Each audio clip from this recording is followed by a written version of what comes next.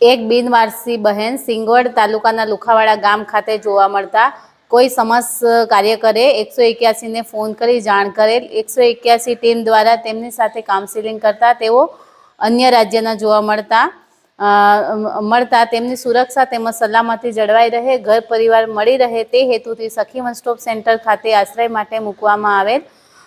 મહિલા અને બાળ અધિકારી સાહેબ શ્રી રોહન ચૌધરી સર અને દહેજ પ્રતિબંધક સંરક્ષણ અધિકારી પંકજ પટેલ સરના માર્ગદર્શન હેઠળ અમે તેમને તબીબી સારવાર અપાવી તેમની સાથે અવારનવાર કાઉન્સિલિંગ કરતા તેઓએ થોડી પ્રાથમિક માહિતી આપતા અમે ઉત્તર પ્રદેશના અમરોહા જિલ્લામાં પોલીસ સ્ટેશન તેમજ સખી વન સ્ટોપ સેન્ટર પર અરજદારના ફોટા તેમજ તેમની પ્રાથમિક માહિતી આપેલ, જેથી તાત્કાલિક ધોરણે ત્યાંથી પ્રોસેસ કરી બહેનનું પરિવારને શોધી સખી વન સ્ટોપ સેન્ટર પર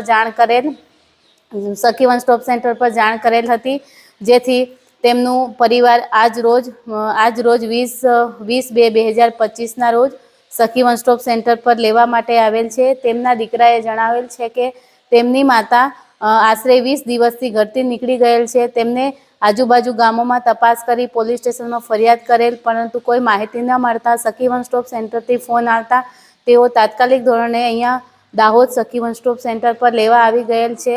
તેમને સખી વન સ્ટોપ સેન્ટરનો આભાર વ્યક્ત કરેલ છે।